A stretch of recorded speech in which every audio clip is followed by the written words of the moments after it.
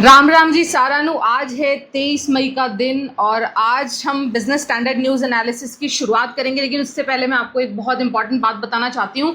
आज मैं जा रही हूँ दिल्ली और दिल्ली में भी स्पेशली सफदरगंज जो मेडिकल हॉस्पिटल है वहाँ मैं जाऊँगी। एक्चुअली एक मेरे रिलेटिव हैं और उनको कुछ इश्यूज़ हैं और इसके चलते उनको सफदरगंज में इलाज कराना है, तो आज मैं उनके साथ ही जाऊंगी।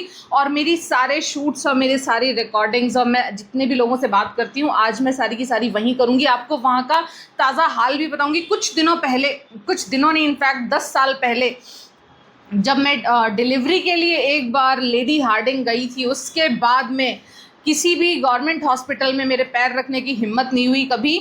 इतनी ज़्यादा पैथेटिक कंडीशंस हैं वहाँ पे कि मैं आपको दिखाऊंगी सफदरगंज में भी किस तरह की कंडीशंस में लोग इलाज करवा रहे हैं और किस किस तरह से पेशेंट से ट्रीट किया जाता है। हालांकि जब मेरी प्रेगनेंसी थी तो मैंने कोशिश की थी, एक्चुअली बताती हूँ, राजस्थान के मेडिकल हॉस्पिटल्स बहुत ज़्यादा क्लीनलीनेस के लिए फेमस हैं, काफ़ी अच्छे से वहाँ सुविधाएँ आपको मिलती हैं।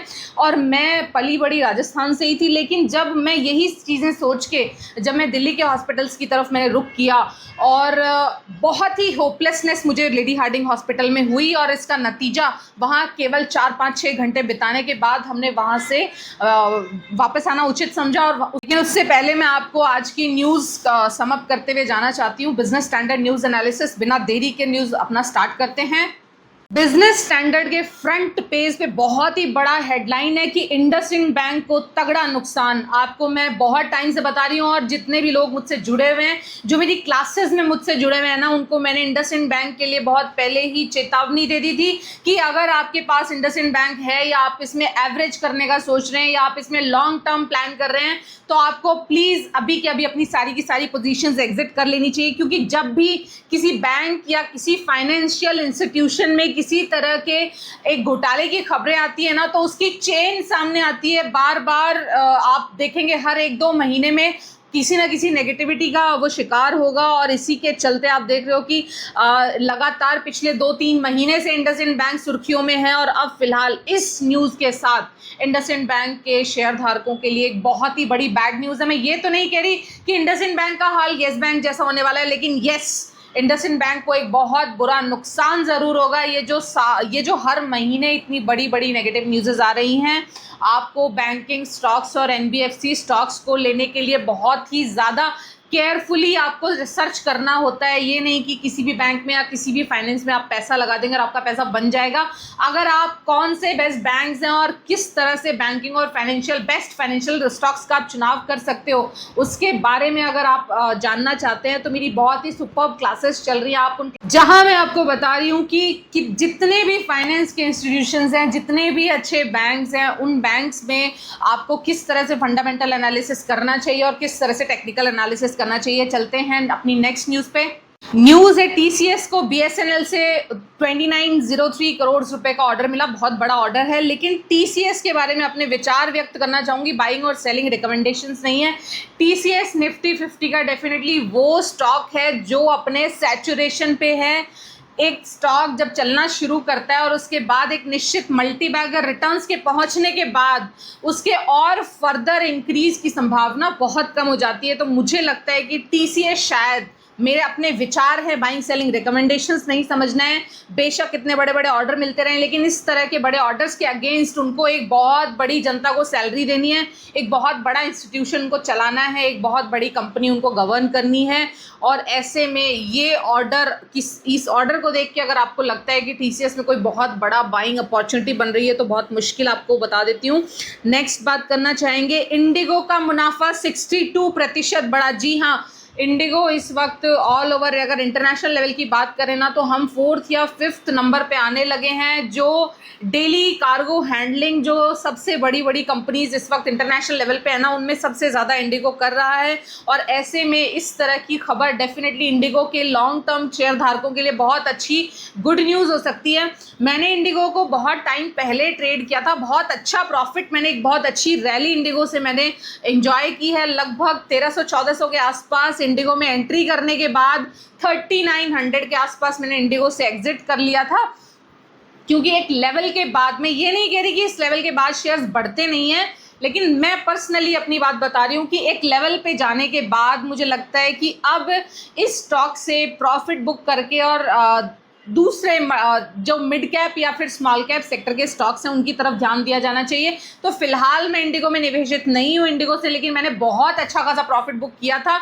लेकिन अगर आपका व्यू लॉन्ग टर्म का है तो आप इंडिगो को अगर रखना चाहें तो साल दर साल इस तरह इंडिगो का स्टॉक आपको प्रॉफिट पे प्रॉफिट दिखाता रहेगा। एक अच्छा एफडी और एक अच्छा 15-20% की CAGR रिटर्न फिलहाल भी इंडिगो का शेयर आपको देने में सक्षम है। नैल्को को लेके बहुत अच्छी गुड न्यूज सामने आई है। नैल्को का लाभ दोगुना होकर 2067 करोड़ हुआ। डेफिनेटली नैल्को के लॉन्ग टर्म इन्वेस्टर्स के लिए ये बहुत अच्छी गुड न्यूज हो सकती है। अगर आपके पास नैल्को लॉन्ग टर्म में है तो आप इसको प्लीज होल्ड करके रख सकते हैं। और अच्छी एक कहते हैं ना कि गवर्नमेंट सेक्टर की PSU है जो कि प्रॉफिटेबल PSU है, मैं कह सकती हूँ। नेक्स्ट बात करना चाहेंगे, NTPC ग्रीन एनर्जी का शुद्ध लाभ 3 गुना हुआ। NTPC ग्रीन एनर्जी का IPO इसी साल आया था। लोगों ने, जिनको IPO नहीं मिला, उन्होंने IPO आने के बाद ओपन मार्केट से बहुत ज़्यादा लोगों ने NTPC ग्रीन एनर्जी का शेयर खरीदा है। लेकिन हाँ, इस तरह की न्यूज़ डेफिनेटली गिरते हुए शेयर में एक राहत की सांस ज़रूर हो सकती है। तो इस तरह की गवर्नमेंट PSUs पे भी आपको पैनी नज़र रखनी चाहिए जिनके रिजल्ट्स अच्छे आ रहे हैं और गवर्नमेंट का साथ जिनके साथ है। PFC का एकीकृत शुद्ध लाभ 10.6% बढ़ा। पावर फाइनेंस कॉर्पोरेशन बहुत अच्छी गवर्नमेंट PSU है, लेकिन आपको बता दूं अभी हाल ही में PFC ने बहुत ज़्यादा अच्छा मुनाफा दिया। मैं आपको एक चीज़ बता सकती हूँ अपने प्रायर एक्सपीरियंस के साथ में कि जो भी कंपनी 1 साल या 2 साल में 5 गुना 10 गुना या बहुत अच्छे जिसने 200% का रिटर्न दिया है ना, इस तरह की कंपनीज में तुरंत कोई बड़ा जंप या तुरंत कोई बड़ी चाल आना मैंने नहीं देखा है अपने लाइफ में।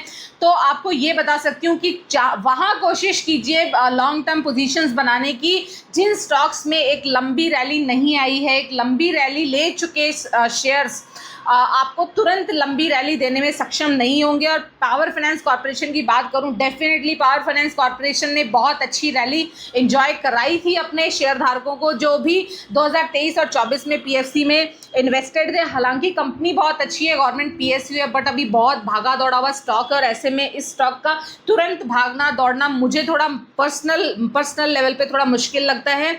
और नेक्स्ट बात करूंगी टाटा टेली सर्विसेज और महाराष्ट्र पर समायोजित सकल राजस्व का 19,256 करोड़ रुपया टाटा टेली सर्विसेज का बकाया है। और इसी के साथ सरकार ने इसका AGR माफ़ करने, सुप्रीम कोर्ट से इसका AGR माफ़ करने की भी न्यूज़ अभी सामने आई थी। तो ऐसे में टाटा टेली सर्विसेज में अगर आप लॉन्ग टर्म होल्डिंग बनाने जा रहे हैं तो आप दोबारा सोच लें। इस तरह की कंपनी जिसका इतना बड़ा अमाउंट अभी बकाया है, उस तरह की कंपनी में कोई लॉन्ग टर्म बिजनेस पर्सपेक्टिव मुझे तो कुछ खास दिखाई नहीं देता। हालांकि कंपनीज़ के लॉन्ग टर्म बिजनेस पर्सपेक्टिव को समझने के लिए क्या चीज़ें ज़रूरी हैं, किस तरह से फंडामेंटल और टेक्निकल एनालिसिस किया जाना चाहिए, मेरी बहुत ही ब्यूटीफुल क्लासेस चल रही हैं। संडे को मेरी क्लास हुआ करती है। अगर आप इंटरेस्टेड हैं तो आप मेरे दिए गए नंबर पे मुझसे कॉन्टैक्ट कर सकते हैं। मुझे बड़ी खुशी होती है जब मेरा कहा हुआ स्टेटमेंट में न्यूज़पेपर में कुछ दिनों बाद मुझे दिखाई देता है। ये वाला स्टेटमेंट मैं अपने जो मेरे कोर्स में मुझसे जुड़े हुए हैं ना, उनको मैं बहुत टाइम से बता रही हूँ। और इनफैक्ट चैनल पे भी मैंने कई बार आप लोगों को बताया होगा कि भारतीय बाज़ारों से इस साल आपको ज़्यादा उम्मीदें नहीं रखनी है। अगर आपका इस साल 150, 200, 400% कमाने का मन है तो मैं आपको बता दूं आप कहीं ना कहीं होपलेस हो सकते हो, क्योंकि ये साल केवल और केवल धीरज रखने का, अच्छे शेयर में एक्यूमुलेशन मोड में बाइंग करने का, किसी भी स्टॉक में बहुत ज़्यादा पॉजिटिव होकर और बहुत ज़्यादा बड़ा पैसा नहीं लगाना, लोन का पैसा नहीं लगाना, ये सारी चीज़ें आपको ध्यान रखनी है। और अभी आप देखिए वैश्विक अनिश्चितता से जूझ रहा, वैश्विक बाजार अनिश्चितता से जूझ रहा है। और ऐसे में माहौल में इंडेक्स में निवेश करने के बजाय, आपको फिर बता रही हूँ, जो भी लोग निफ्टी के पीछे भाग रहे हैं ना, उनके लिए स्पेशली कि इंडेक्स में निवेश करने के बजाय अच्छे शेयरों का चयन करना ज़्यादा फायदेमंद होगा। The Bloom boom and Doom के रिपोर्ट के संपादक और प्रकाशक मार्क फेबर के मुताबिक पुनीत वाधवा से इन्होंने फ़ोन पे बातचीत के दौरान ये कहा है कि उन्होंने कहा है कि इंडेक्स शायद अच्छा प्रदर्शन ना करे, लेकिन शेयर्स का चयन अगर आपने अच्छे से किया तो आपको इस साल भी अच्छा रिटर्न मिल सकता है। इस साल किस किस शेयर में अच्छे शेयर्स कौन कौन से हैं जो बाय ऑन डिप्स की अपॉर्चुनिटी है, पूरा मार्केट बाय ऑन डिप्स की अपॉर्चुनिटी नहीं है। बहुत सारे शेयर्स में और बहुत सारे सेक्टर्स में मुझे अभी भी 3 से 5 साल का लंबा कंसोलिडेशन पीरियड दिखाई देता है। लेकिन यस, कुछ स्टॉक्स बहुत अच्छे करेक्शन पे उपलब्ध हैं और इनफैक्ट एक अच्छी रैली देने के लिए तैयार हो चुके हैं। अगर आप भी इस तरह के स्टॉक्स को पहचानने का तरीका और इस तरह के स्टॉक्स को जानने का तरीका जानना चाहते हैं, डेफिनेटली आपको मुझसे कांटेक्ट करना चाहिए, क्योंकि इस वक्त मैं ऑलमोस्ट जनवरी ऑनवर्ड्स मैंने लगातार स्टॉक्स में बाइंग की है और वो अच्छे स्टॉक्स जो अगले 1-2 साल में बहुत अच्छा रिटर्न देने की हिम्मत रखते हैं, इस तरह के स्टॉक्स को मैं ले रही हूँ। आप वो फंडामेंटल और वो टेक्निकल एनालिसिस अगर जानते हैं तो डेफिनेटली आप भी अपने पोर्टफोलियो में उन स्टॉक्स को अपना हिस्सा बना सकते हैं। बात करना चाहूँगी जेके टायर के शेयर पे। जेके टायर को लेके मैंने कल की न्यूज़ में कवर किया था कि जेके टायर इंडस्ट्री को काफ़ी नुकसान हुआ है इस साल, उनकी सेल्स काफ़ी कम हो गई हैं और इसके चलते शेयर में गिरावट थी। लेकिन अगर लास्ट सेशन की बात करूं तो जेके टायर ने 13.3% का अपसाइड दिया है। तो मैं आपको एक चीज़ कह सकती हूँ कि जब भी कंपनी में नेगेटिव न्यूज़ होती है और उसके साथ अगर कंपनी में बहुत बड़ा जंप आता है, 10-15-20% का जंप आता है ना, तो डेफिनेटली उसको आप बाइंग की अपॉर्चुनिटी ना समझें। वो केवल ऑपरेटर की तरफ से एक गेम होता है जिसमें आपको वो फंसा सकता है। 10-20% का सर्किट दिखा के आप जैसे लोग उसमें निवेश करेंगे और उस गिरते हुए स्टॉक में जाके लॉन्ग टर्म के लिए ट्रैप हो जाएंगे। तो जेके टायर से फिलहाल आपको थोड़ी शायद दूरी बना के रखनी है, या अगर आपको लेने का मन है ना तो अपना फंडामेंटल और टेक्निकल एनालिसिस आप लोगों को दुरुस्त करने की ज़रूरत है। नेक्स्ट बात करना चाहूँगी टाटा टेली सर्विसेज। इसको लेके भी 18% टाटा टेली सर्विसेज में आप देखो कि अपर सर्किट लगा है, टॉप गेनर रहा है अमंग्स्ट ए ग्रुप कंपनीज। तो आप देख रहे हो कि एक तो इसका लगभग 19-20 हज़ार करोड़ रुपया महाराष्ट्र गवर्नमेंट की तरफ बकाया है। उसके बाद सुप्रीम कोर्ट ने भी राहत देने के लिए मना कर दिया और ऐसे में टाटा टेली सर्विसेज का शेयर अगर आपको मल्टी बैगर लगता है, जो कि 69 पे लास्ट क्लोजिंग दी है, तो आप डेफिनेटली किसी ट्रैप का शिकार हो सकते हैं। नेक्स्ट बात करना चाहूँगी मैक्स फाइनेंशियल सर्विसेज। एक बहुत ही ब्यूटीफुल पैटर्न क्रिएट कर रहा है और hits knew all time high at ₹1400। तो अगर आपके पास मैक्स फाइनेंशियल सर्विसेज का शेयर है तो आप इसको लॉन्ग टर्म के लिए होल्ड कर सकते हैं। बाइंग सेलिंग रिकमेंडेशन इसको नहीं समझनी है, क्योंकि मेरे पर्सनल पोर्टफोलियो का हिस्सा मैक्स फाइनेंशियल सर्विसेज है नहीं। लेकिन जिस तरह से पैटर्न क्रिएट कर रहा है और मैक्स फाइनेंशियल सर्विसेज में कल वाली न्यूज़ में मैंने आपको बताया भी था कि एक अच्छा खासा इन्होंने प्रॉफिट दर्ज किया है, तो ऐसे में लॉन्ग टर्म इन्वेस्टर्स के लिए ये गुड न्यूज़ हो सकती है। नेक्स्ट बात करना चाहूँगी KRBL के शेयर पे। KRBL है इंडिया गेट बासमती राइस का ब्रांड और KRBL का शेयर भी बहुत ब्यूटीफुल पैटर्न क्रिएट कर रहा है। अगर आपको फंडामेंटल और टेक्निकल एनालिसिस करना आता है तो आपको इस शेयर पे थोड़ी नज़र रखनी चाहिए, क्योंकि फ़िलहाल कंपनी के प्रॉफिट्स में काफ़ी उछाल आया है और कंपनी बहुत अच्छा प्रदर्शन कर रही है। प्रॉफिट्स के फ्रंट पे कहो या फिर टेक्निकल चार्ट्स के फ्रंट पे, तो आप अगर इंटरेस्टेड हैं तो आप ट्रेडिंग मतलब मुझे नहीं पता आप ट्रेडिंग करते हैं कि आप इन्वेस्टर हैं, लेकिन हाँ इस कंपनी पे आपको नज़र ज़रूर रखनी चाहिए, क्योंकि जिस तरह का पैटर्न अब क्रिएट हो रहा है ना, तो आपको एक रैली देखने को मिल सकती है। फ़िलहाल ना तो KRBL मेरे पर्सनल पोर्टफोलियो का हिस्सा है और ना ही ये मेरी अपनी वॉच लिस्ट में है, लेकिन जितना भी जो चार्ट इसका भी सामने मुझे दिखाई दे रहा है, उस पैटर्न को देख के मैं कह सकती हूँ कि यस ये पैटर्न बहुत ब्यूटीफुल क्रिएट हो रहा है। लेकिन बाइंग और सेलिंग रिकमेंडेशन से पहले आपको मैं एक चीज़ बता दूं कि आपको बहुत अच्छे से टेक्निकल और बहुत अच्छे से फंडामेंटल देखना आना चाहिए। बहुत सारे पैरामीटर होते हैं। किसी भी स्टॉक में एंट्री लेने से पहले आपको वेग स्टेटमेंट्स पे जाके एंट्री नहीं लेनी है, अपना पर्सनल रिसर्च आपको ज़रूर करना है। नेक्स्ट बात करना चाहूँगी सेबी की एक न्यूज़ है। शेयर बाजार में फर्जीवाड़े से सेबी बहुत चिंतित है। बाजार नियामक ने 2 महीने के भीतर दूसरी बार निवेशकों को किया आगाह, किसी नकली ऐप या वेबसाइट के चंगुल में आपको नहीं फंसना है। सेबी बार बार आपको कहता है, बार बार आपके जो डीमैट अकाउंट है वहाँ की शुरुआत में भी सेबी की तरफ से आपको बहुत तरह के गाइडलाइंस दिए जाते हैं, लेकिन आप उन सबको दरकिनार करते हुए केवल लालच, ग्रीड और एंग्जाइटी में ट्रेड्स लेते हो। लोगों के इस तरह के फ्री के टिप्स आप यूज़ करते हो और बाद में नुकसान उठाते हो, और जब कहीं के नहीं रह जाते हो तब आप लोग इधर उधर हाथ पैर मारना स्टार्ट करते हो। लेकिन आपको ध्यान रखना चाहिए कि कोई भी पर्सन अगर आपको कॉल करके अनड्यू एडवांटेजेस देने का प्रॉमिस कर रहा है तो डेफिनेटली वो एक फ्रॉड है, क्योंकि आज की डेट में किसी के पास टाइम नहीं है आपको फ्री में और वो आपको कुछ भी हेल्प करे या वो आपको कोई मल्टी बैगर रिटर्न वाला शेयर बताए। अगर आपको कोई मल्टी बैगर रिटर्न वाला शेयर बताता है ना, तो डेफिनेटली आपको उससे पूछना चाहिए कि अगर इस शेयर में इतना ही मल्टीबैगर पोटेंशियल है, then why you are telling me this. आप उस शेयर को जाके क्यों नहीं खरीदते? आपको पहले वो काम ज़रूर करना चाहिए।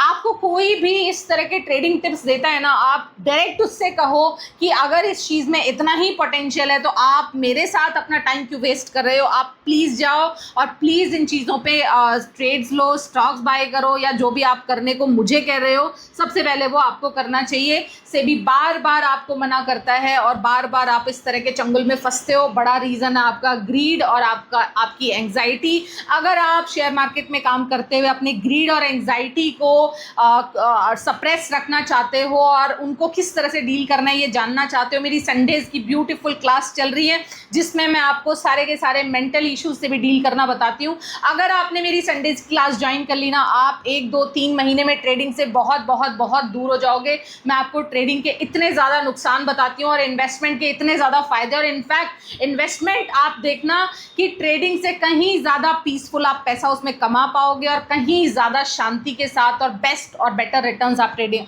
इन्वेस्टमेंट से ले पाओगे। तो आई होप आपको मेरी वीडियो पसंद आई तो प्लीज़ लाइक कर देना। Thank you so much for listening. Have a good day, good night, take care, tata, bye bye.